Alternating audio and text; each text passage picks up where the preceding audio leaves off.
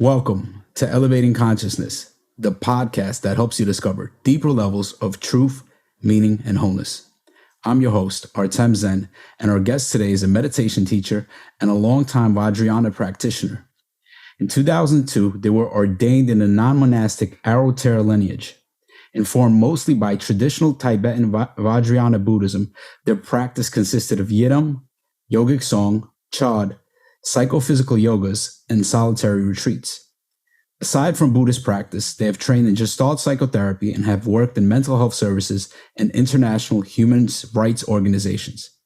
After 25 years in traditional Vajrayana, they decided to co-found Evolving Ground, a community for contemporary Vajrayana practice. Charlie Awbery, welcome to the show. Thank you, Artem. It's great to be here.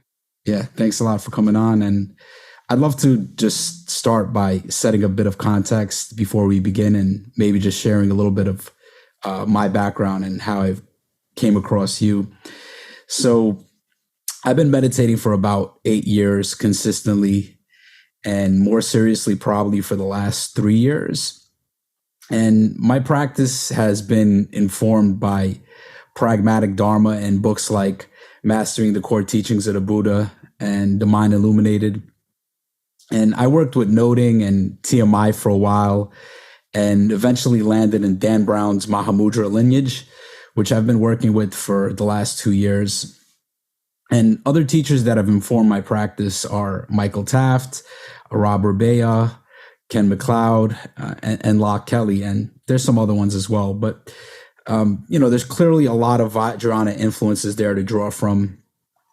And even while I was engaging with many of these teachers, I think I was still reading and engaging with more traditional Buddhist teachings, not realizing that they may actually be hindering my practice or understanding.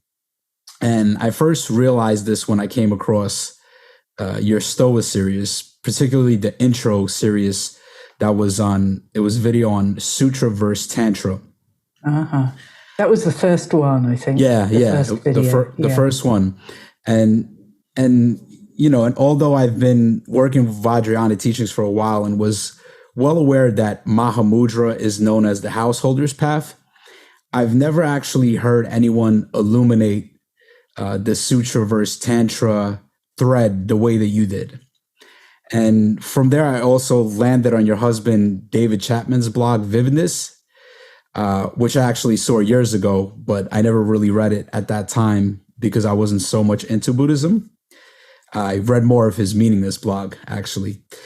But yeah, between your talks and then his blog and also your blog, Vajrayana Now, I really started to better understand this Sutra versus Tantra view distinction and started to recognize how strong Sutric strains of thinking were in my mind, despite being engaged in Vajrayana type practices.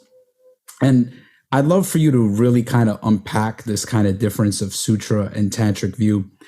But maybe first you can kind of share a little bit more about yourself and your journey and how you got into meditation and Buddhism and what were some of the significant and pivotal moments on your journey. Mm-hmm. Maybe I could pick up on a couple of threads that you've mentioned in your journey as well there, because I started with Sutric Buddhism too.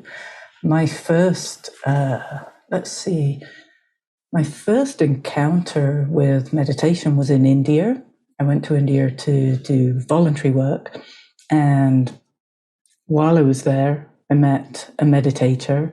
I was there with my friend and we went to a meditation retreat. That was my first introduction, very intense meditation, and quite extraordinary experience for me. And that was, the meditation that I learned there was Mahayana Buddhist meditation. It was at the Root Institute in Bodh Gaya. I think that's one of Lama Zopa Rinpoche's retreat centers. So I was practicing concentrative, Shine style, letting go, detachment, letting go of emotions, letting go of your senses, quite deep concentration, and had, in a very short time, had the first experience of what in Vajrayana Buddhism, I would call the subtle body or the energetic body. I didn't have terminology for that at the time. Uncontrolled, really quite frightening for me and other people around me. It was quite an explosive experience, also very blissful, a lot of unusual openings of my heart center, my throat center, very, very energized experience that was like a rising energy as a result of that meditation practice. So a lot of my early experience was working in that kind of system, coming to understand what had happened. That meditation, that silent sitting meditation, eyes closed, deeply concentrative, that characterizes some styles of what you would call sutric, not renunciative Buddhist path. Eventually, in Britain, I came across Vajrayana. I was looking around. I went to Zen centers, went to different retreats, and came across Vajrayana and began to understand those differences. And Vajrayana is Sutra, Tantra. It's actually a three-way categorization. It's Sutra, Tantra, and Dzogchen. And that is a categorization from the perspective from a Vajrayana perspective. So it's very broad, it's very general.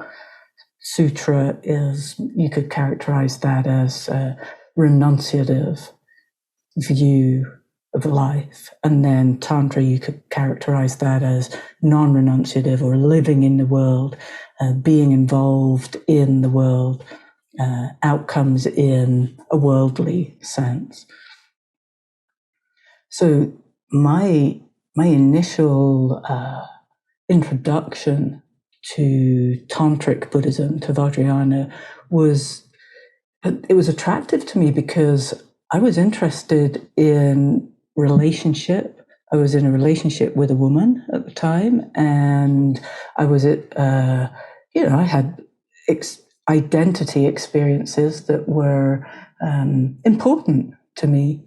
And when I asked in the Sutric traditions about those experiences, I would always have the same answer, which is, doesn't matter. It doesn't matter what your identity is. It doesn't matter what your personality is. It doesn't matter how you personally, individually perceive the world. All of that, you're letting go of that. So that's not important in the Sutric path, in the renunciative worldview.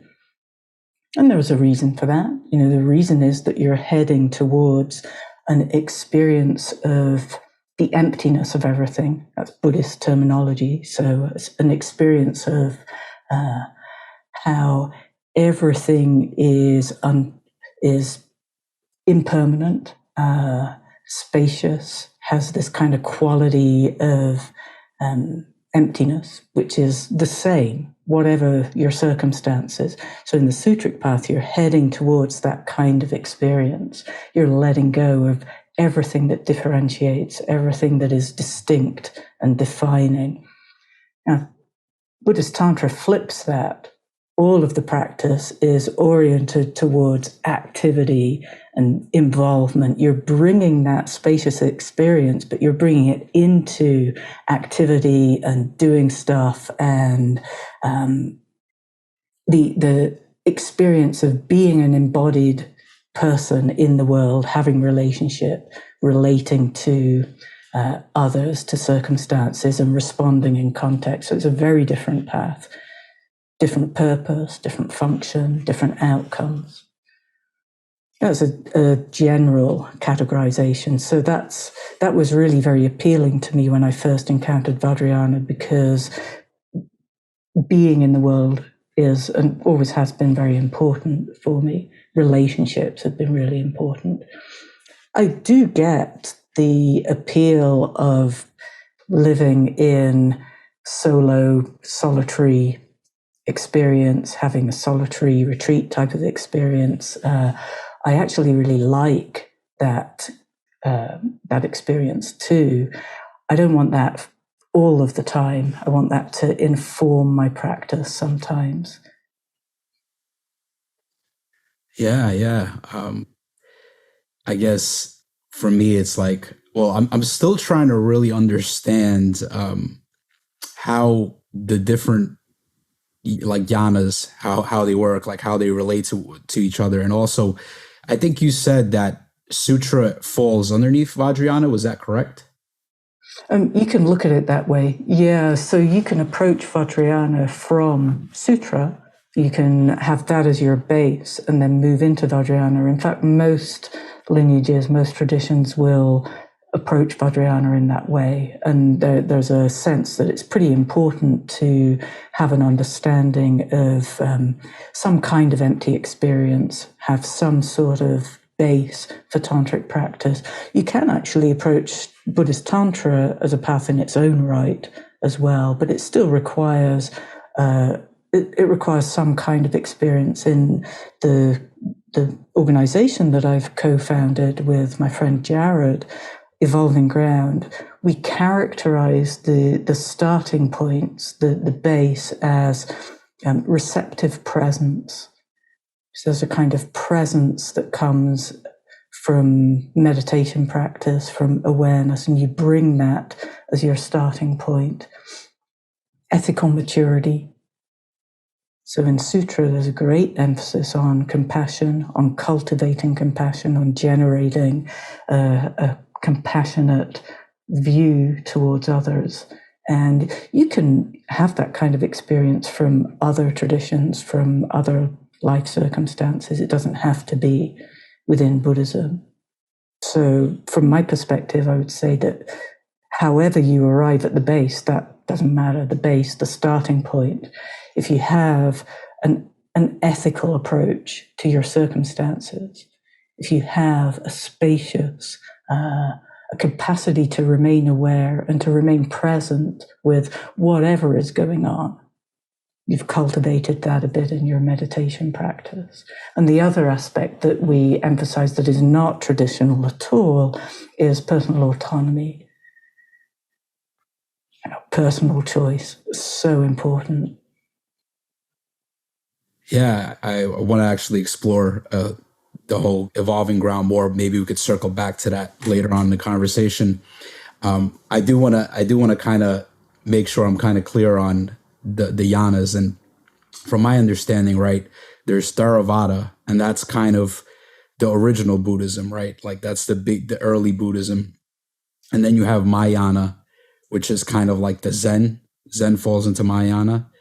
And then Vajrayana and Tantra is a part of Vajrayana. It falls underneath that. There's Tantra, and then like Mahamudra and Dzogchen, they fall under the umbrella of Vajrayana. Yeah. Yeah. So within Sutra, you have different paths. Mahayana is also an aspect of Sutra. So Sutra is really very broad, and it has somewhat different endpoints according to which kind of tradition you're practicing in. So the what would traditionally be called the Hinayana path, the heading towards becoming an arhat, the experience of no self, anatman, that is really pretty different to the Mahayana method and practice. Mahayana heads more towards the bodhisattva ideal. And again, a lot of these yanas, so yana is a Sanskrit word, it means vehicle, loosely translated as path. And there isn't really another religion like Buddhism that looks at experience in terms of path. Like you have a starting point, you have your method or your methodology, you have the vehicle, the thing that's going to take you to a certain kind of experience or an end point that you cannot understand, you cannot access from where you are starting. And then you have that methodology, you practice that, and you end at a different place. And that is not necessarily the same according to which vehicle, which yana you're practicing in. So in Sutra, a very general characteristic is that you are heading towards leaving this world behind, going somewhere different, being kind of in the world, but not of the world, but not in the world, might be a way to describe it. So the experience is, it's one of lessening and refining the experience of the senses until you get to an equanimous, calm, I would say pretty dissociated experience.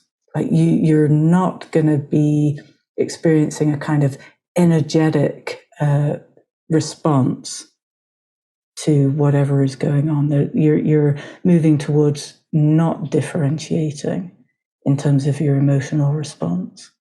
Vajrayana is different to that. You have spaciousness, but you don't lose the energetic quality. You're heading towards a more connected experience, a more vivid, vast, bright, open experience. So one of the ways that I look at the difference or describe the difference is that the practice in Vajrayana is extrospective. It's not introspective. In Sutra, you're looking inside, you're kind of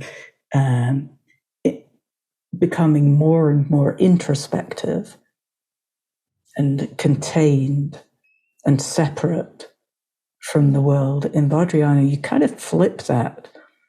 You're finding awareness in connection, in color, in texture, in what you see, hear, feel.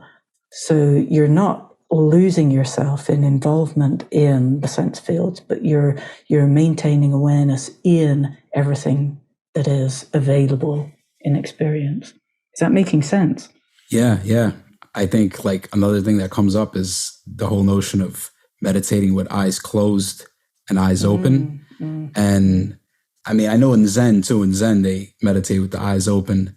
And my practice has been predominantly over the last couple of years with the eyes open, even though I started with the eyes closed. How has that changed things for you? Well, I think one of the things was the one idea that for me kind of resonated with meditating with my eyes open is the fact that you move through life with your eyes open, right? So when I get up off the cushion or off the chair, I go into life and I navigate and I interact with people and I'm doing things, washing the dishes, and I'm doing all this stuff with my eyes open. And if I can learn to kind of be in this calm space or in this space where I have presence of awareness only with my eyes closed, then I am not training myself to do that with my eyes open. I think the other thing that's kind of helped is when I close my eyes now, I just get so sleepy. And actually, sometimes I will close my eyes a little bit to kind of bring the energy down if I feel like the energy is too much. But it's just interesting how I started having weight, because for a while I was struggling with dullness, and just opening the eyes is just that, like, yeah, that just, for me, it took away a lot of the dullness. Yeah, interesting. And there are different methods that you can use with your eyes open as well. So in Dzogchen, a lot of the methods in certain Dzogchen paths involve playing with the eyes or having playing with the focal mechanism so that you've lion's gaze, like doing the lion's gaze. Yeah, having eyes fixed in space, so you're actually disorienting your usual visual experience, and in doing that, it's like a trigger for the rest of your sense fields and for your mind as well.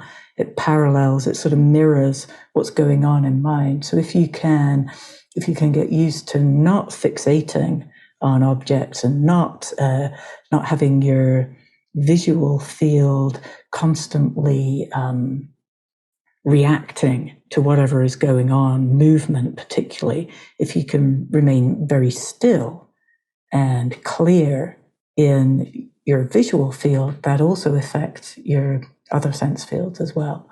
It can affect your clarity in mind too. That's a quite common Dzogchen approach. Yeah, that's interesting. I think for a lot of people, or like the Sutric style meditation, right? Eyes closed, is like vision is actually a distraction. Everything is a distraction.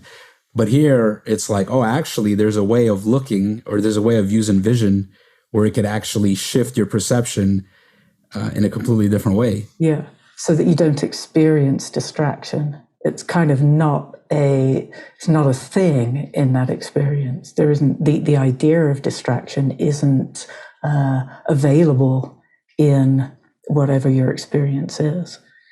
So I think language is pretty important as well. Like when we're practicing in a sutric method, in a highly concentrative method, then you're going to be using words like distraction, concentration, focus, introspection, internal experience. As you move into a more connected, opening awareness, open visual experience, you can use different terminology. That's going to affect the way that you experience your practice as well, like finding, connecting, noticing, discovering, spontaneity. So finding awareness with movement, with change, with unexpected experience, not being drawn in and lost into that experience is very much part of Vajrayana way of looking, way of experiencing the world. Yeah, I mean, I think I'm very passionate about language. I think language is very powerful. I think it's important for us to be mindful of how we're using language and what things mean. And even when we're speaking with people, like trying to get clear on our terms. And I think that's part of the complexity of this whole Sutra versus Tantra view that you speak about. Right. And that one of the things you say is that the Vajrayana teachings are often delivered using Sutric language. They are, yeah. It's very common, very common. So for me, it's everything actually, not even only Buddhism, but I think our cultural heritages that we've inherited a kind of perfectionism, like a kind of renunciative view, just as part of our culture as well. You get that from some Christian backgrounds, you get that from Western philosophical heritage. So everything that we talk about, the whole language that we bring is often renunciative. When I'm working with people one-on-one, quite often I will suggest having a practice journal, reflecting on your meditation and keeping notes. If you look back over your writing, your reflection practice, the kind of language that you're using to reflect on your meditation is going to be very interesting. It's going to show you something about your worldview. And some people who've been keeping a meditation journal for years, they come into Vajrayana and it can just be revelatory to look back over your notes and pick out what are the words that you use often, what are the ways of seeing things and the descriptions that keep recurring, because those are going to describe your worldview. And you may have a conscious worldview that is actually a little different to what your actual stance is, your demeanor in the world. You may have for example, a sense that, oh yeah, emotions are important to me, individuality is important to me, my personality is important, connection is important, and that could be highly conscious. But then you look at the language that you're using in your meditation practice and for your meditation, and you're bringing that into your default way of being in the world, and actually you're like, oh well, I want to let go of my emotional experience. I want to remain calm in all circumstances, detached. I want to remain unattached. These are sutric terms. So you could swap that kind of terminology out for remain aware and spacious, have presence with energetic experience, ride the wave of energy in relation with others, have congruent responsiveness in different circumstances. That's a very different kind of terminology. Yeah, I think that's helpful, just like paying attention and even like listening to you. It's like I can see that those words, like a lot of that is in my psyche, a lot of these sutric kind of thinking. And I guess I'm also just thinking about why so much of Vajrayana teachings are embedded with sutric language. And it's like, I guess like using your distinctions, you can actually read Vajrayana and be like underlining stuff and like, oh, this is sutric, but I'm just even wondering how or why that ends up in Vajrayana teachings if the view is so different. I think there's a couple of reasons, historical reasons. One is that Vajrayana became institutionalized through the monastic system, particularly in Tibet, and for that reason, it became, I guess you could say, sutrified, or it became seen as an advanced practice that you would only enter into after you've spent many years going through rituals and rites and the practices of sutra. I think that's institutionalization, I think. It's coming from the perspective of needing to keep a social order and having a whole economic, political system that is bound up with the monastic system. The monasticism is renunciative. It's a way of keeping order in society as well. And monks would have a very particular role in society it was mixed up with a somewhat magical worldview. So monks would have a role to practice on behalf of the general population. They would be engaging in rites and rituals and renunciative practices for the general population. So I think Vajrayana became monasticized and became spoken about from the perspective of sutra, and partly due to political allegiances and alignments. And then something else happened when Vajrayana came into Western consciousness. A lot of what had already happened in the West was coming from Theravadan traditions, coming from the westernization of Theravadan traditions and the resurgence of meditation as a non-magical, empirical endeavor. And that happened through the 20th century, like late 19th, 20th century in the West. And that was already there. All of that language was already here before Vajrayana really came to the West. And so the English language that had been used to describe meditation paths and much more of a Theravadan style of tradition was then brought into Vajrayana by the people, the teachers who brought Vajrayana into the West as well. And there were political differences and factions that wanted to influence the way that Vajrayana was delivered in the West as well. So, you have all of these kind of historical circumstances, but we don't have to conform to that now. We can have many diverse, different practices and methods according to what is going to be a good fit for people. Yeah.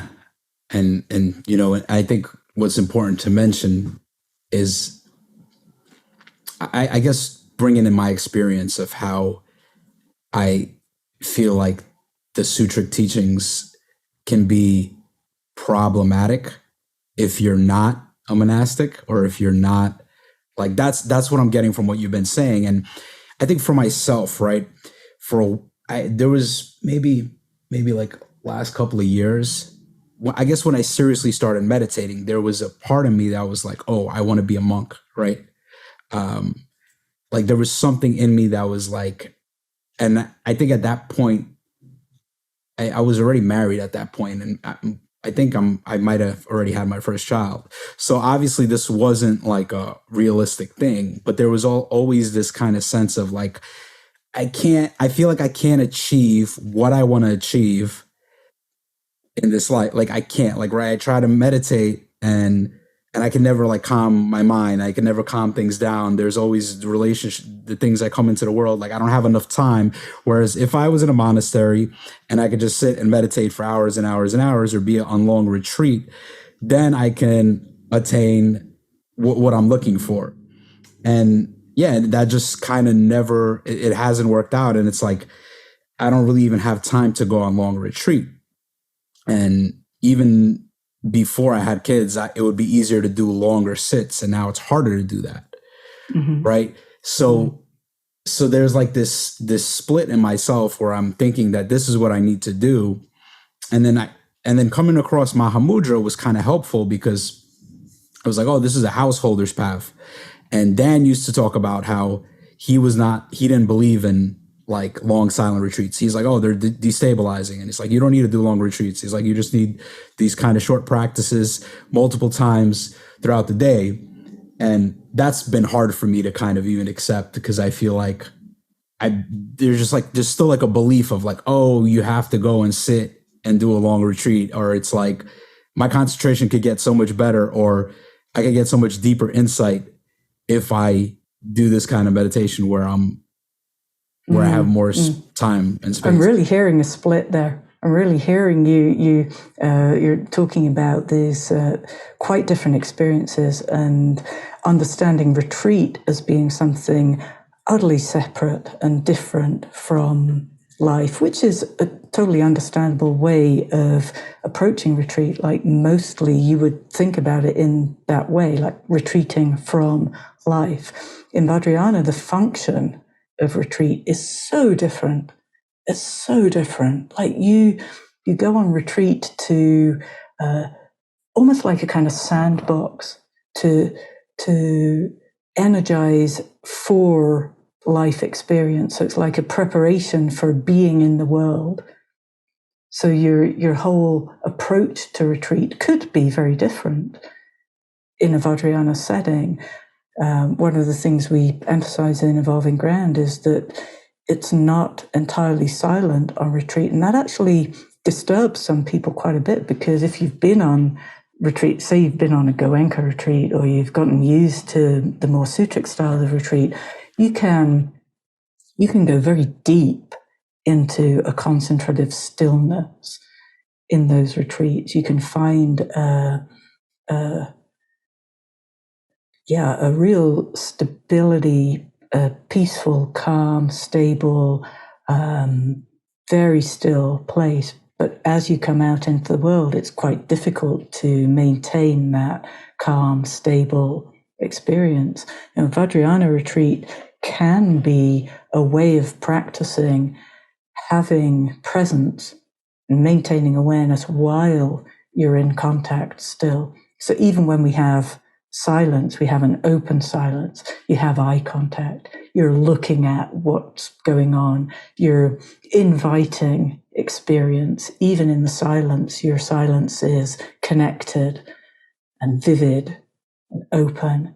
It's an opportunity to experience more presence in circumstances. And then we will have parts of the day where you're talking with others, you're communicating. It's still practice.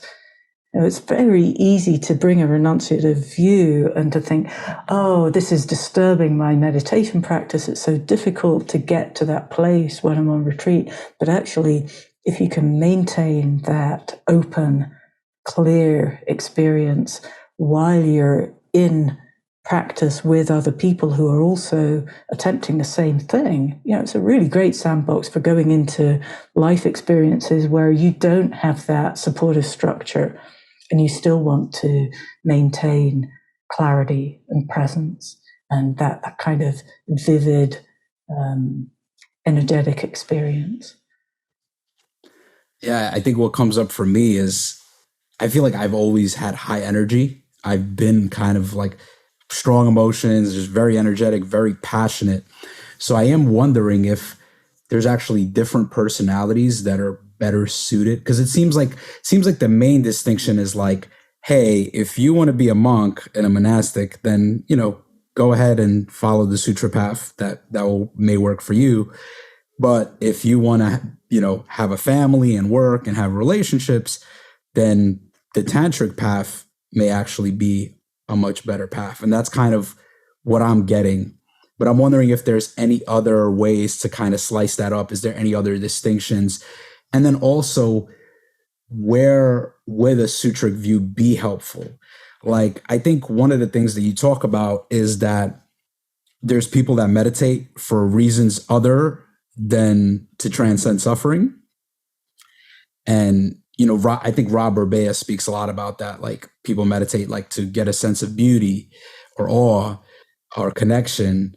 And there's threads of that for me. But if I'm honest, the main catalyst and the main drive that kind of got me into meditating, and that still is kind of the main catalyst, there is this, well, I don't want to suffer. I don't want to create suffering. And there still is a lot of that in my life and in my experience.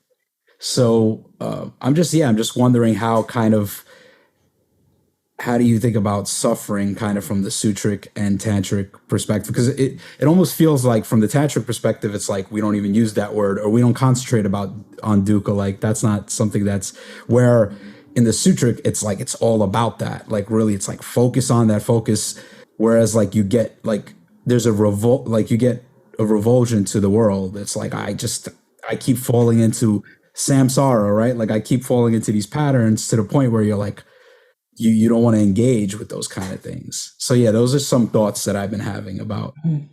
Well, there's a particular perspective on Tantra. Like, most traditional Vajrayana lineages are still going to have your focus on suffering, and they're going to be introducing you to the cycle of life, the wheel of life, and the cycle of suffering, and how we constantly perpetuate that. So it's much more the yogic Nyingma lineages and some Kagyu lineages as well in Tibetan Buddhism that would have additional perspective to that, and that would, maybe just a way of putting it is that it's possible to relativize the suffering aspect so that it's just de-emphasized somewhat. It's not the whole emphasis is on that is the reason we are here, that is why we are practicing. And appreciation becomes a practice, enjoyment, joy, finding enjoyment in experience it's possible to emphasize that more within the tantric path, depending on your perspective. But in my practice, I don't have a great deal of emphasis on suffering at all. It's part of the texture of being. It's inevitable, in the same way that if you open your sense fields, if you open to experience, then you're going to start experiencing things a little differently. You're going to start having contentment and a sense of joy and connection and energized appreciation for experience. Yeah, I think what's kind of also coming up is I'm wondering, right? Because you've had experience with both types of meditation, and I'm assuming that doing the sutric meditation, you felt kind of more dissociated or more kind of internal, less open to reality. I'm just wondering if that is the case with all sutric meditators, that they kind of become detached or dissociated, because I've interacted with people that, to me, it seems like they follow sutric meditation or like the Theravada path, like noting and just very kind of slicing everything up. And, they don't seem like they're disconnected from their relationships. And obviously I don't know what their internal world is like, and I don't exactly know how they experience emotions, because I probably haven't interacted with them enough. But yeah, I'm just wondering, it's like, is it possible to do that kind of meditation, or even is it possible to be an arahant and to still have strong emotions and to feel things in relationship? And yeah, I'm just wondering how. Yeah, I'm not an expert in being an arhat at all, and so I don't want to speak from that perspective. But it does seem to me that it's sometimes described as a way into Vajrayana to come via that. I think there's a whole extra step after experiencing cessation and after experiencing that equalization of all feeling and all sense fields. There's a step back into the world, and I guess it's like having to reboot your nervous system again or something like that. But I came to intense sutric style jhana practice after Vajrayana, actually. I mean, all of my initial years with sutric meditation were pretty normal after that first experience in India that I described to you. I didn't go into deep jhana states during those years. So I came back to sutric practice. One of the reasons I left traditional Vajrayana was because I wanted to explore different types of practice. And I don't know to what extent it changed my experience of what going into sutric practice was like to have already have that spacious present space and that experience in Vajrayana practice. I think it probably made things pretty different. I didn't want to become an arhat either. I didn't want to end up right at the end of that very particular path all the way through the jhanas. So, at a certain point, I left that and started exploring the relationship between jhana experience, which is the experience of the changing energetic experience of the body, and that gradually refining experience of like joy into bliss, into contentment, that gradual evening off.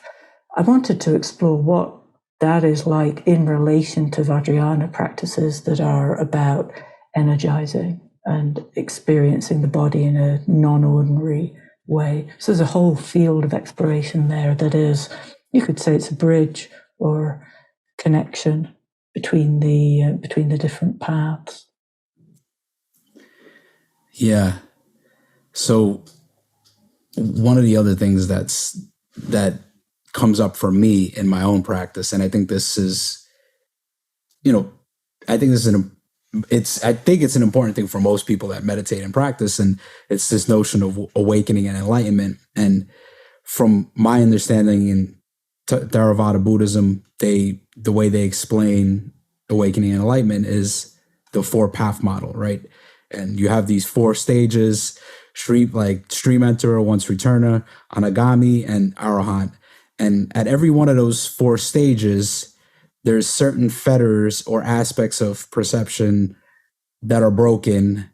And when you're at the final stage of arahant, all 10 fetters are essentially dismantled. And from their perspective, it's at this point that somebody is considered enlightened. And this is like a very systemic, almost linear seeming path that it's been very popular in pragmatic Dharma communities. It's been somewhat appealing to me at least at certain points, because it was like, oh, this is the path. Like, this is what it means. I totally get the appeal. Yeah. And it's great to have a very clear, precise path, to have this method and then that method, and what you will get at the end of this is that, and then you're ready to go on to the next one. So there's a clarity and precision in the step-by-step methodology. I think the clarity and precision in Vajrayana comes at the end, It's like the method itself is pretty nebulous. It can be really confusing. It can be disorienting. You can feel like you're kind of all over the place. There's not enough precision. You want to be able to tick a box, and it's kind of flipping everything. And then boom, you have an experience of like absolute, clear, vivid, precise, sharp presence, and suddenly it all makes sense. So you have much more of that kind of spontaneous experience. That Vajrayana is characterized by spontaneity from some perspectives. Yeah. So is So is Vajrayana, from the Vajrayana perspective, I mean, I know this is how Zen is, right? Like in Zen, they don't like really talk about anything. It's just super cryptic. It's like, what is emptiness? Like, emptiness is, you got to find out for yourself. What is awakening? Like you have to, they kind of don't talk about any of these things, but it does seem like also from the Vajrayana perspective, like this nebulosity, there's this confusion, there's this not knowing of what's happening till that moment of realization occurs.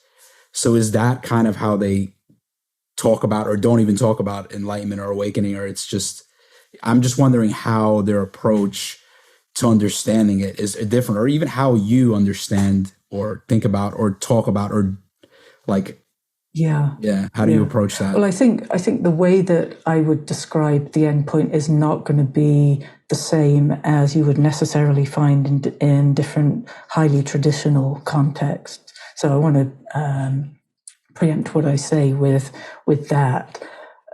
You'll still find people in a traditional context talking about an enlightened state, an enlightened being, and there's, even if not in the literature, there's a sense of there being a fixed end point that you get to. There's like the enlightened state, and it's that, and you've made it.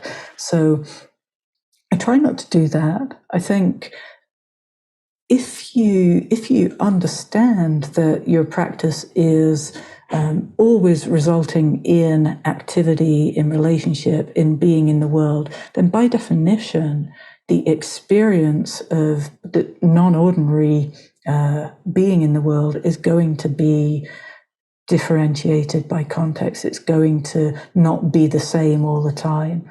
And that's one of the key differences that I would point to in my what I have experienced as a result of meditation, result of practice. So that clarity that comes as a result, it's clarity and precision because you're heading towards presence in form, presence in stuff, in the nitty-gritty of experience, in the differentness of each circumstance. And the nebulosity is because you're bringing that spacious base, that understanding of emptiness, you're bringing that into circumstances. So everything's going to be thrown up and thrown around.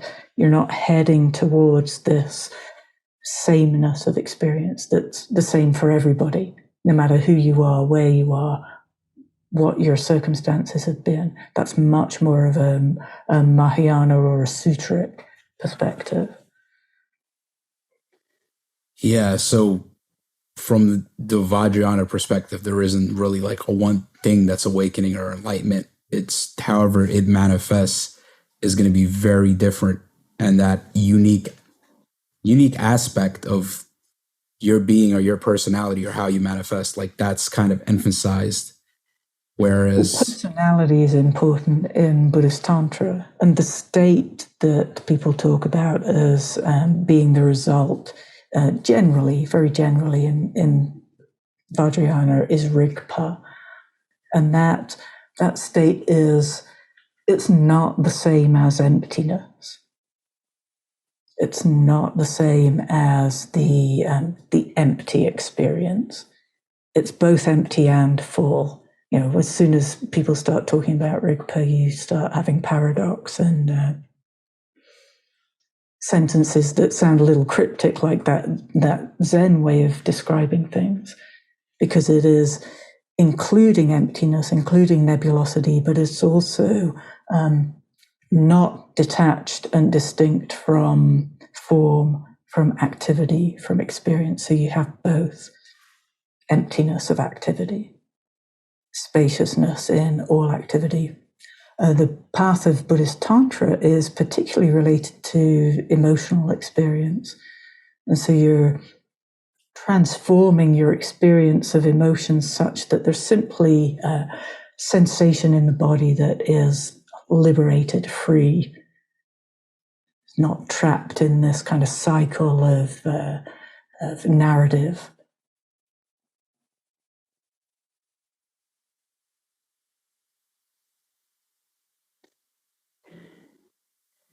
Yeah, and the other thing that comes up for me is kind of it feels like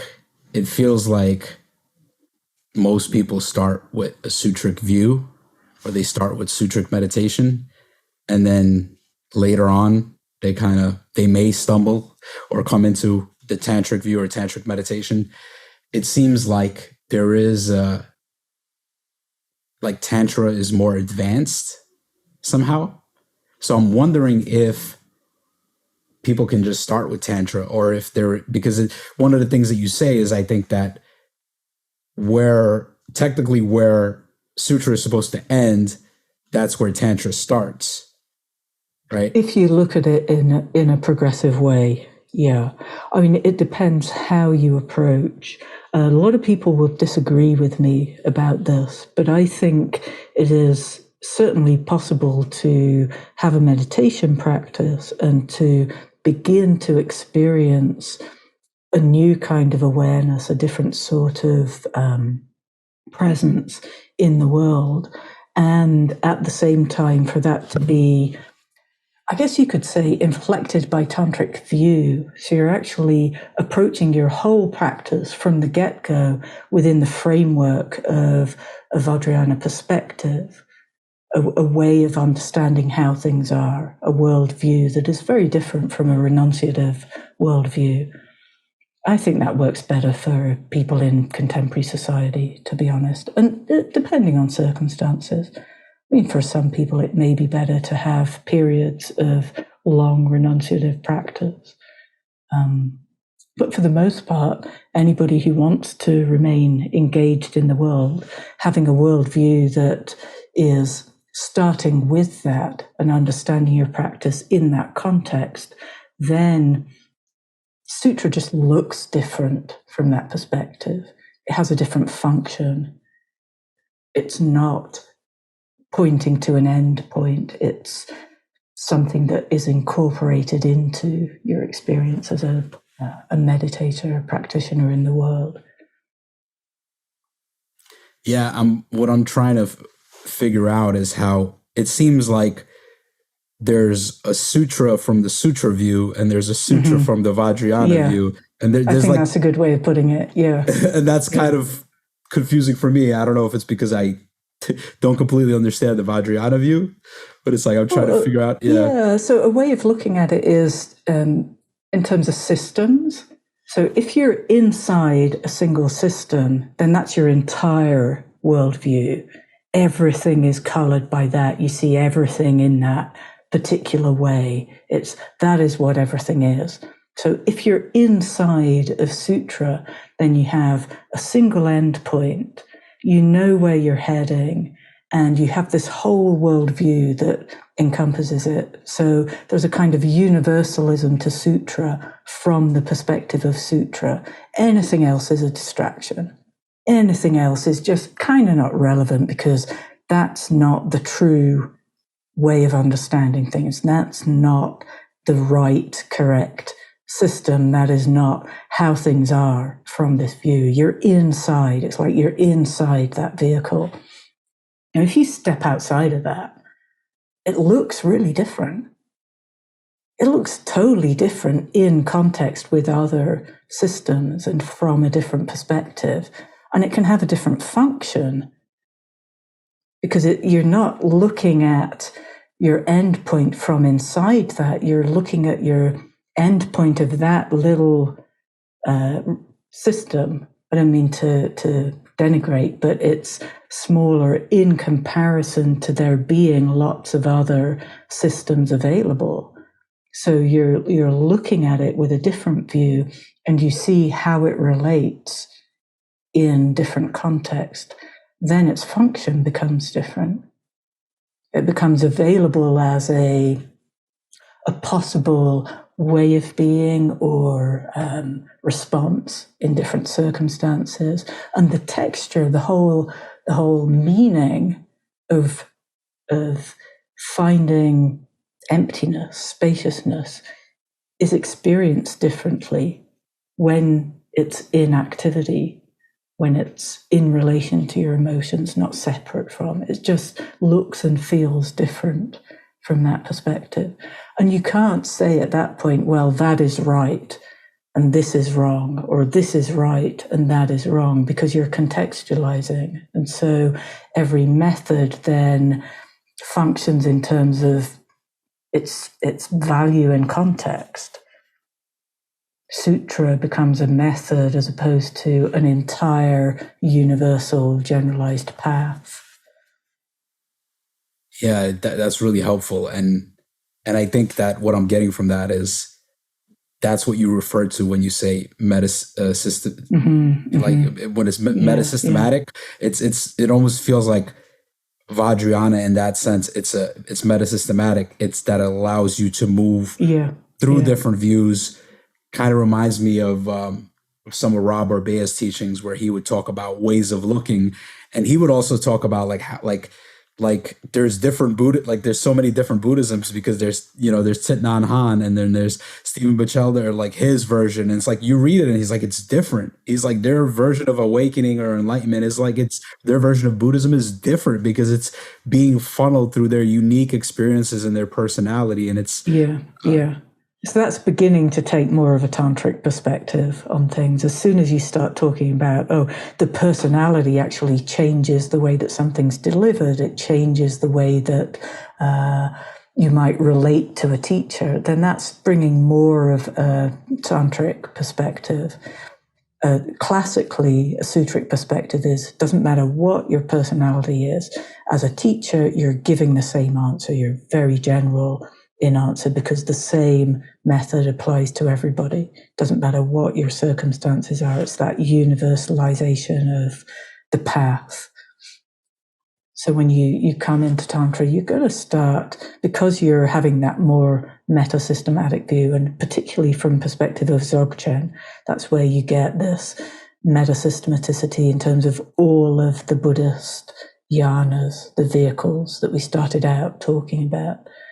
When you have that kind of view towards the vehicles, then you're going to have much more this sense of, somebody practicing that vehicle is heading to that end point, and then somebody practicing this other vehicle is heading to a different end point, and that is okay. And then, again, from a contemporary perspective, taking a meta-systematic view to all of the Buddhist methods and practices and saying, well, we've got a different cultural heritage here as well. We have different practices from all kinds of traditions. How do they relate to each other? How do they clash with each other? Are they heading to different places, similar places in terms of experience? That again is another step beyond just a view of jhana within Buddhism. Yeah, I think another thread that I'm been picking up on is it seems like people that are really embedded in sutric teachings or like Theravada, it's very much about the book, like what the Buddha said and what was written. And you get that in Vajrayana too. Yeah, you get a lot of origin story and authority in certain types of scripture or certain bits of scripture, but not others, and that kind of thing. I think you get that in all religions, right? Yeah, I think, and it's, for me, that kind of dogma has been more difficult to see in Buddhism, whereas like it was easier to see it in Christianity or Catholicism, like seeing that around me, or Judaism, even like I would see more of that around me. Like the Western religions, to me, always felt more dogmatic because I feel like I grew up in those kind of cultures. So then going into the Eastern religions, it was like, oh no, this is all about practice. It's more about practice and direct realization. Very nice. Yeah.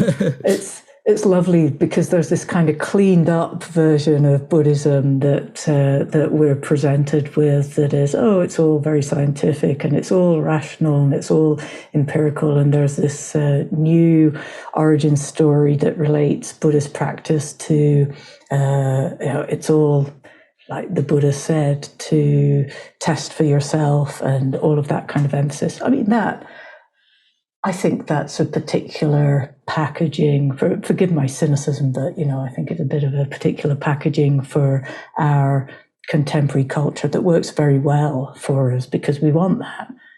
Yeah. We want it to be quite pragmatic. And you don't need an origin story. You don't need to justify your practice in that way necessarily. It can be inspiring for some people to have that. But we could just say, well, this is just the way that we have available to go about practice, to discover in this particular way, discover empirically as we go along. Yeah, so maybe right now is a good time to kind of circle back to Evolving Ground. And, you co-founded this, well, I was using the word modern, but you said contemporary is better. So this contemporary Vajrayana community called Evolving Ground. And I've recently joined and been engaging with it a bit, sort of dipping my toes in the water. I'm curious how you feel this community is different than other meditation communities or sanghas that exist, or what are you trying to create or accomplish with Evolving Ground? What are kind of the foundational principles from which you function? Mm-hmm. Yeah, thank you for the question. In relation to traditional Vajrayana, we're doing something very different. We're usually in traditional Vajrayana, you would go into a single system according to lineage or particular tradition or school of Buddhism. So you would you'd approach a lineage and then you'd choose one particular system and you would practice within that system. So in Evolving Ground, we're providing a community of practice where people can explore methods and practices from different traditions in relation to each other without committing to a single system. And at the same time, we're developing a translation of traditional Vajrayana practices in relation to how they function in your circumstances, in your everyday experience, rather than keeping to the traditional cultural forms that they emerged and became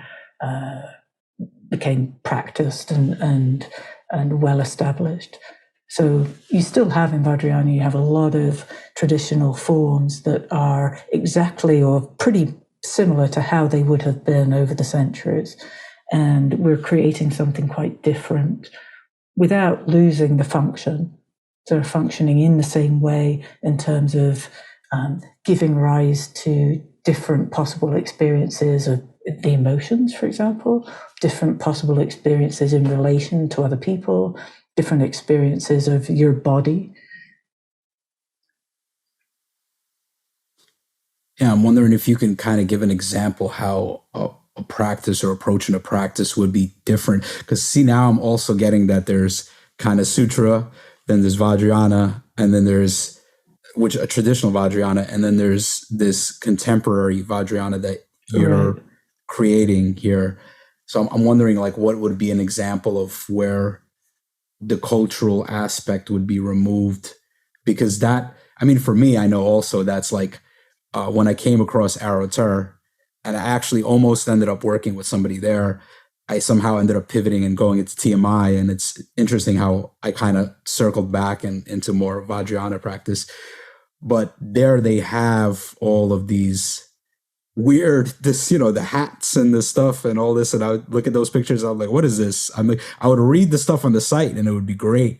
But then I would see those pictures and I'm like, this is kind of weird. I don't know what this is all about. Like, I don't know if I want to wear a hat like that or all that stuff. So besides for, the weird, like you guys are not wearing those kind of hats and all that from my understanding, but how else is the traditional approach or the traditional practices, how are you doing them differently? A good example is the retreat that we just had. We had a Chod retreat, a Chod practice. So Chod is a practice that traditionally you would have a Chod drum, you'd be using a drum, you'd have a bell in your left hand, a drum in your right hand, you'd have a set visualization, and you'd move through. It's a whole embodied experience. You'd move through that, and you'd be engaging with a form that is sitting solo practice, meditation, a lot of sound, a lot of visualization. Most Chod practices in traditional Vajrayana follow pretty similar sequence. You're going to get some distinctions according to which lineage you're with, or different practices, but mostly they're following that kind of format. So we have a Chod practice for evolving ground that functions in the way that Chod is supposed to function, which is it's actually meant to be pretty scary. Like, it is supposed to be an experience that brings you absolutely upfront close with death, with the experience of death as real, as affecting your life, as being how things are. And it should actually be terrifying. Like, Chod practice should be highly energetic, highly involved, transformative experience. And so I created a Chod practice for evolving ground it's a 45-minute long. It is a ritual. It's a group ritual. And it does not have the traditional form with the Chod drum, or with you're blowing a kangling at a certain point, which is a human thigh bone trumpet. Now, it has hat tips to those methods, much more immediate. I'm not going to go into a lot of detail, but it's highly energetic, very, very challenging. We had a lot of safety practices to begin with, and a lot of preparation for the actual group ritual itself. But it's fully engaged, very like really putting yourself on the spot. So you've got to be able to exercise personal choice in relation to that and say, well, actually, no, I'm not doing that this time. I don't want to be a part of that. So that's an example. It's an example of a practice. Another example is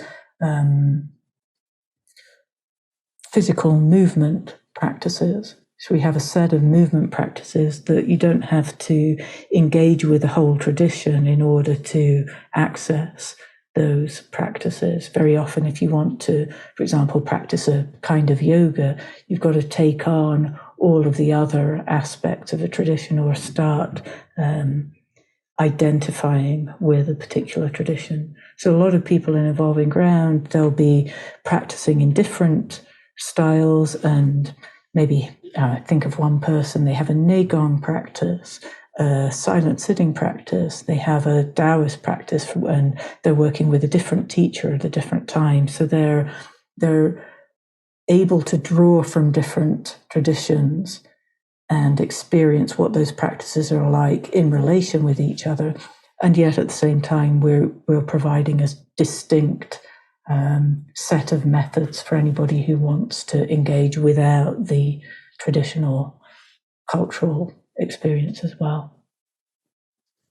Yeah, I'm super curious about this Chid practice. And how do you spell that? I mean, it's probably a Tibetan word, but how would you spell that in English? It's C-H-O with an umlaut D. Chid. Okay. Is that the practice, is Trek Chod, is that what they talk about in Spectrum of Ecstasy, or is that somehow So different? the word chud is the same word, but trek chud is a whole different, it's a different principle, a whole different set of practices. So trek chud, the trek part of that is like hard cut. You're cutting through is often a translation of trek chud. You'll have lots and lots of different trek chud practices according to different traditions, different perspectives. You have loads of different chud practices as well. But yeah, they function in somewhat different ways. Chud is about the experience of death. One way of describing it is cutting attachment to corporeal form. You're coming up front with your own death, your own mortality.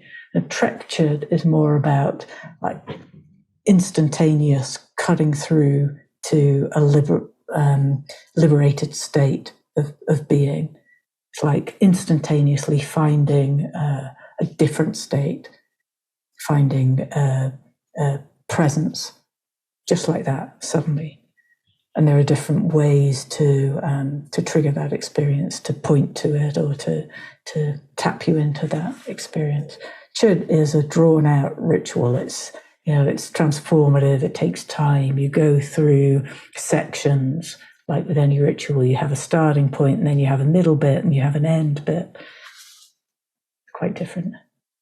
Yeah, I was, because before when I was thinking about suffering, and I think one aspect of that for me is like death and like coming to terms with dying and losing everybody. So that's something I was thinking about before. And then you brought up this Chod ritual and that how it brings you very close to death and makes death really real. And I think for many of us, most of the time, it's not. It's just kind of like, oh, it's somewhere down the line or it won't happen. And personally, for me, that's been, I think since I got on the path, since I've used a decent amount of psychedelics and kind of had these ego dissolving kind of death experiences where death becomes very like a very real thing.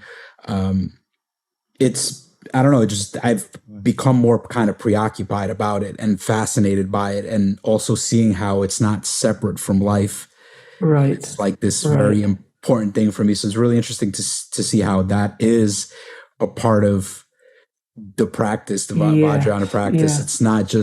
It's not just enjoyment and appreciation, but there is also this aspect. I am also curious of like what this ritual, like I'm imagining you guys are like burying people, like you're getting buried or something. I'm like, how do you, like, I'm wondering what, I don't know if you could share or not, but what does the ritual consist of? I ran a Charnel Ground course, which was a day course that was like a short introduction to that. And we had a 15-minute practice that was pretty much like a precursor to the Chod practice that I introduced. And there's an audio file for it. So you go through the audio file, you have different sections. So you can engage with it with your own instruments, with like drum, and with you can play along to the audio file, or you can simply practice it as a meditation with that. How would I bring some description of it? Okay, so here's a description of one part of it. There's a short section which is entering into an enactment or an embodied experience of grief, loss, anger, rage, grief, suffering. I can't remember exactly what my 5 are. Let's see, sadness, grief, loss, rage, and fear. Fear is very much a part of Chod. So you embody that experience.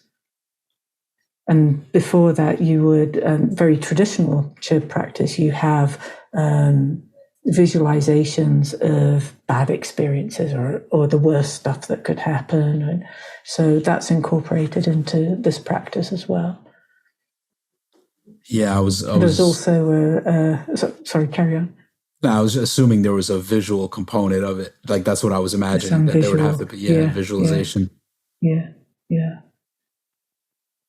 We had people engaging in that practice saying that well, most people who engaged in it actually said that it was pretty much the most transformative experience that they've had in a long time. It was quite extraordinary for those people who were involved. Yeah. So the other thing that comes up for me is like, right, the practice that you teach, and with in your community is kind of this opening awareness, which traditionally is known as Shine, and the practice is to remain uninvolved, which kind of very simple instructions, but if most people would try that, it's not an easy thing to do. Like I've been practicing with that, and it's challenging. It's a very challenging practice, and to me, it's almost like I can see that being like you could just do that. But it does seem like there are so many other practices, and I'm wondering if the way to learn and to come across these practices, it actually requires a living relationship. It actually requires a community. It's not something you could just read about in a book. At a certain point, I think so. Yeah, yeah. Well, you can certainly start with instructions from a book, and you can get quite a long way with that. One of the principles in Vajrayana practice is to alternate practices so that you have your emptiness related practice, your shine, your opening awareness, and then you have a more form related practice or an energetic or physical moving practice or whatever it is, song, something that involves using your body in some way, using your sense fields, and you'll alternate between one and another so that you're experiencing what it is like to have that spaciousness in relation to a different kind of meditation practice. Meditation can be song, meditation can be physical movement, yoga. So at the point at which you're starting out on that kind of a relational methodology, you're building a ecology of practice, probably you're going to start wanting to talk to people and understand other experiences and find peers, find mentors. That seems to happen naturally. And a lot of people get a long way with silent sitting meditation without necessarily finding an individual to speak to or reading lots of different books and trying and testing their own experience. So, it depends. Yeah. So aside from having like the Shine, like you would have that the remaining uninvolved kind of practice, and then you would do some kind of a physical or relational practice as well. It depends. Yeah, it depends. I mean, I think it's a really good idea to have your silent opening awareness practice as a base or something like that. It really works very well. If you don't have that, it's very easy to get taken off into different directions and lose the presence.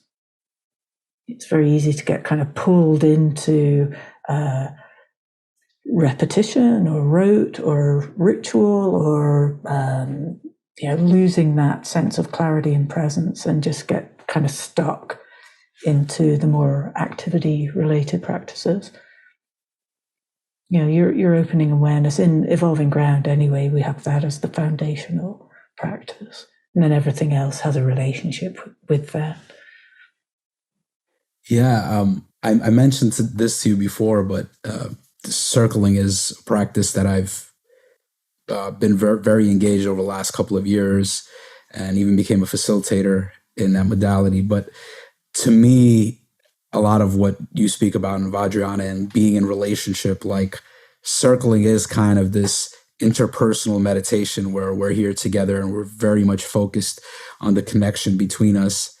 And there is this presence, right? It's like you're trying to maintain this presence and of what's happening inside you, what's happening in the collective space, that I've found very useful and very also kind of meditative. Like it sometimes I find that I can get into kind of deeper states with just doing this practice with somebody else than sitting silently by myself, because there's a aliveness and an energy to it that keeps me kind of concentrated in there. And like I'm less likely to go off into thoughts and internal things. And yeah, it feels like that would work well with this kind of approach. I'm wondering if... So you're holding that as a practice of awareness. It kind of sounds like, from what you're saying, that for you, that that way of relating and that practice is one of awareness, like you're practicing circling with awareness. I think that's a part of it. I think there's many reasons why somebody would circle and why I circle. There's like a lot of there, like just even from a psychotherapeutic point of like a healing point. Like for me, when I first started the practice, I didn't realize, I kind of always struggled with emotions, right? Like to skillfully navigate emotions. But coming into circling was just seeing that it was seeing how I was so removed from certain emotions, like they were very unconscious. I wouldn't notice them in myself. And it was through other people that I would recognize these things. Like there would just be certain patterns. Like, for example, somebody would say something to me and then another person was like, "Oh, did that make you upset?" And I'd be like, "Oh, no, it didn't." And they're like, "Are you sure?" And then that would happen a couple of times. And I'm maybe that people are saying things to me. They are somehow upsetting, but I kind of dissociate or I don't feel that or that's block really that interesting. off. Yeah. So you're seeing your internal experience, or you could say your experience of sensation in the body. Like emotion is actually eventually it's sensation in the body. So you're seeing that reflected by other people and becoming aware of it. So that would be a tantric way of phrasing your experience in that context. Like that's the kind of language you might use there. It's interesting.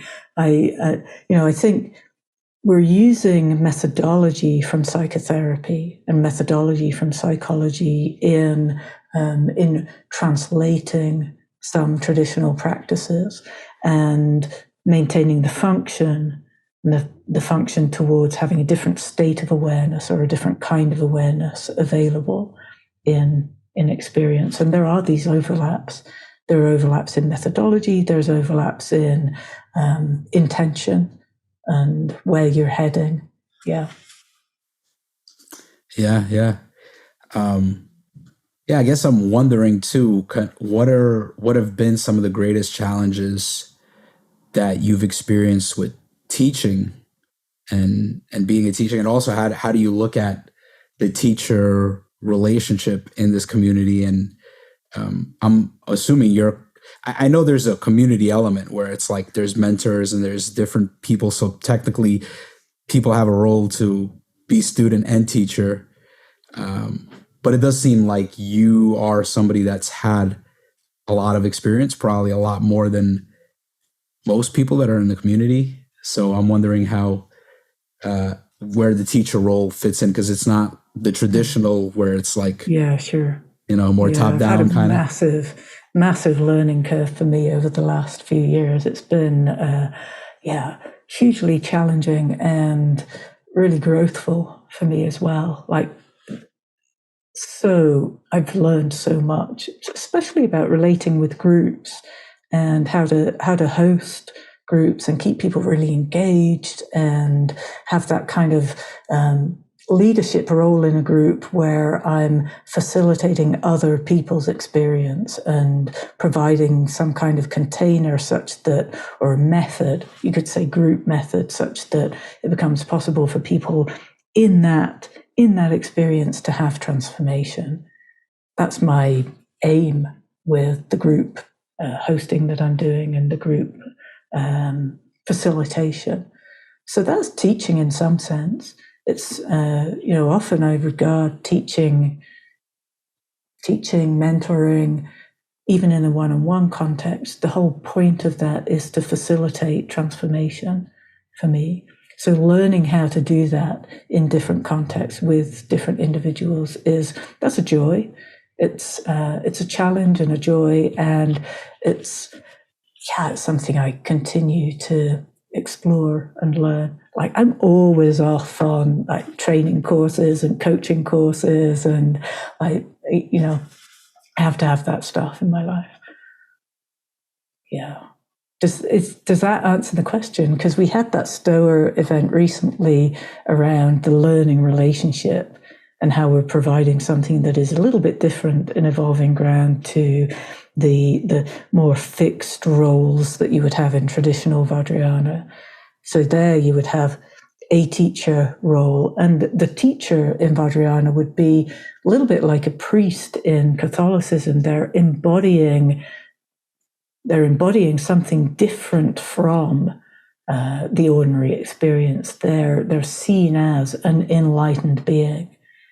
And the view of the student is to regard the teacher as an enlightened being. So there's this really clear, fixed division between the student role, which is to be empty, to the teacher role, which is to be the enlightened being. So those are quite fixed roles in traditional Vajrayana. And so we're moving away from having that kind of rigid structure, much more into a contextually oriented facilitation, where it's not about providing expertise necessarily. I mean, that could come into it, but it's much more coming from a Dzogchen perspective. And the Dzogchen perspective is that awareness, unusual presence is available in any particular moment. And the role of the teacher, or the role of the facilitator, is to enable that experience, to find ways of conjuring with circumstances such that becomes available to anybody and everybody in interaction. So you can't predict it. You can't say, oh, it's going to be like this. You can, maybe set up circumstances like we'll set up a Zoom meeting, and we have particular community norms that are going to facilitate openness and kindness. Yeah, I got to, so far I've only got to engage in one session, but I definitely picked up on kind of the facilitation moves that you've had, and just kind of bringing everybody in and asking people. It was way less of you kind of telling people, and it was more of you bringing other people in and, well, what do you think? What is your experience? So that was really interesting to see. And I can see how that would be helpful and very counterintuitive compared to traditional ways of teaching. Yeah, having different methodologies, different modes of interaction to facilitate a different experience transformation. So in a more traditional context, you'd have like a Dharma talk. You'd have the teacher, they'd give a presentation, or they'd be talking and answering questions, and you have another question, then the teacher would reply. And, again, you have this more fixed relationship to the content as well, to who has the content and who provides the content for interaction. And so we're playing with that a lot. We have a lot of different group methods. We do some pair work. We'll have breakout rooms. We're having a lot more in-person meetups now as well. So yeah, just many more different forms. Yeah, so something that I've been reading about lately is called tacit knowledge.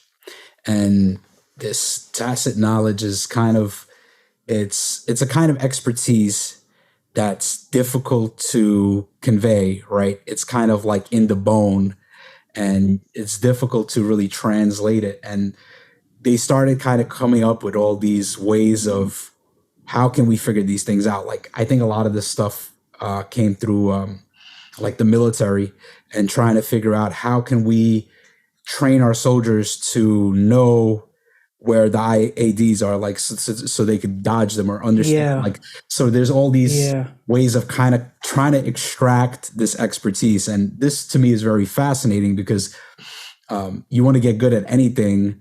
That's what you're trying to figure out. How can I get this expertise? How can I learn this? How can I get this knowledge? And I'm just wondering how you see even expertise. How is it different or the same? How is the expertise that a meditation practitioner has? How is that different than something a different, like, technology or whatever? And how?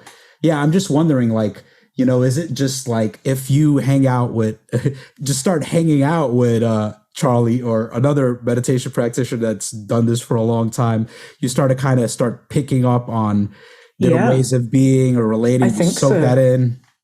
I think so, yeah. And there's a whole lineage of knowledge transmission, knowledge being much wider than information or telling about. And that lineage of those multiple lineages of knowledge transmission in different cultural contexts as well.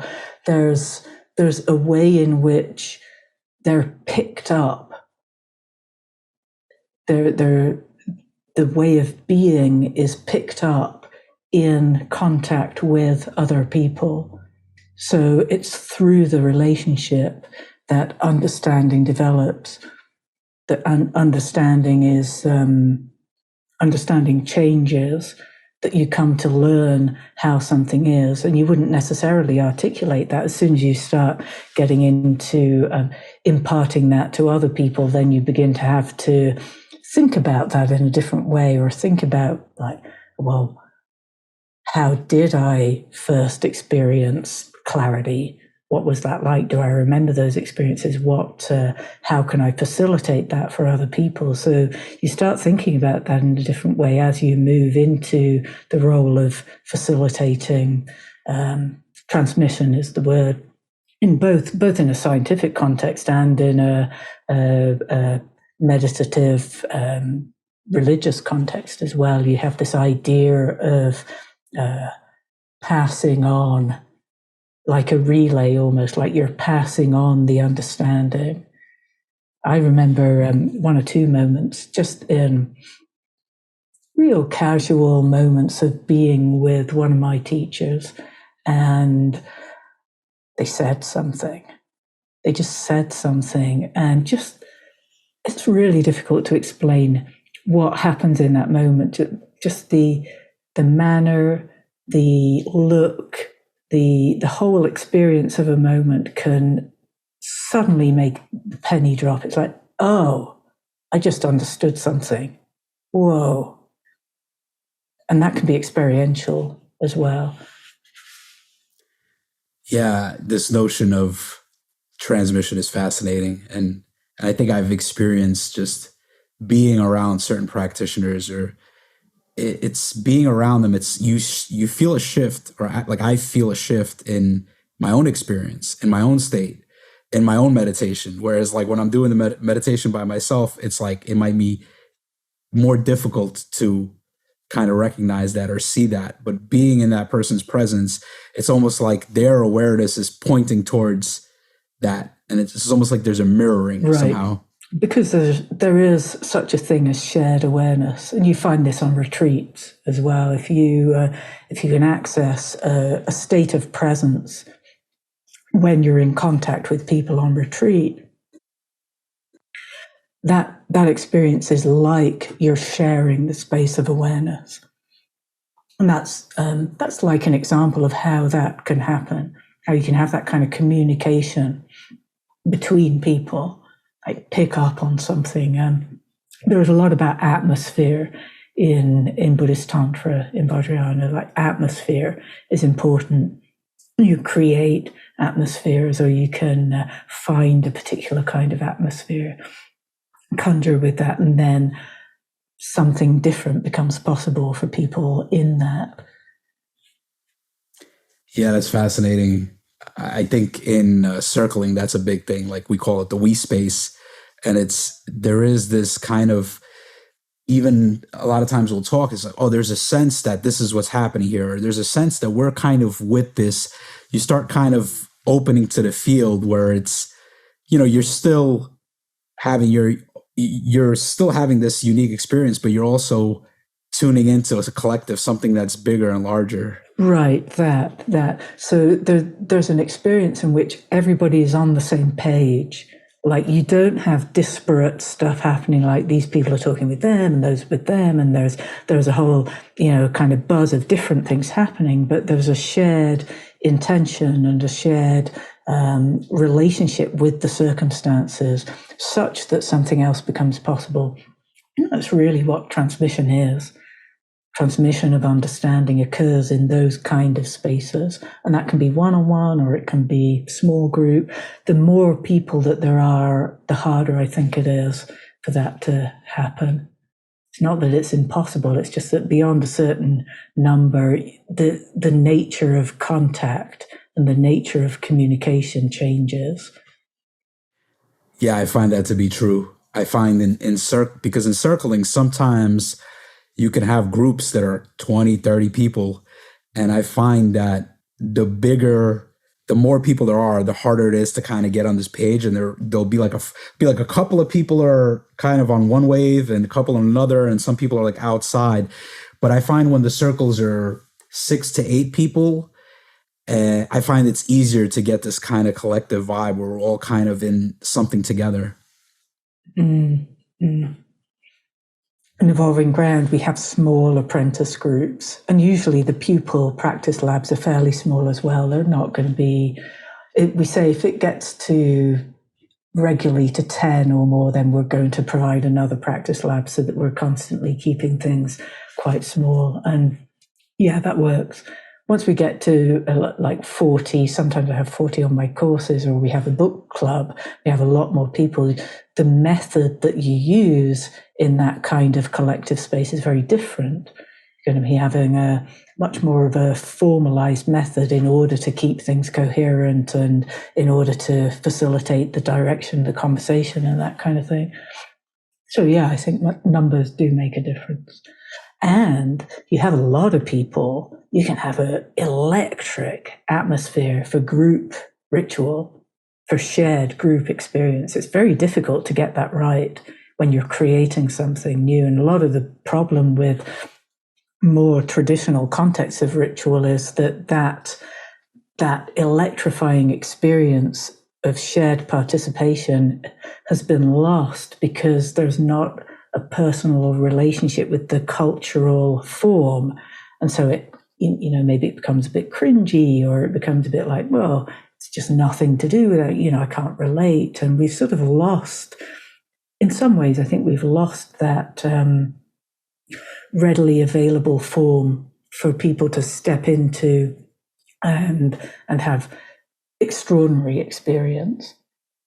So another thing that we're doing is creating that possibility for somewhat larger groups, like 20 people, 30 people, to have a shared, fully embodied ritual experience together, and for it to be highly meaningful, for it to be personally meaningful, and for it not to be alienating or,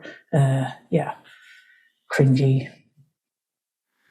Yeah, this has been a fascinating conversation. Kind of really got to unpack the Sutric Tantric views. We did, didn't we? And yeah, a lot of complexities there around language and the different yanas, and how there's the Sutric perspective, and then there's the Sutric perspective from Vajrayana, and then there's traditional Vajrayana, and then there's what you're kind of creating, this contemporary Vajrayana.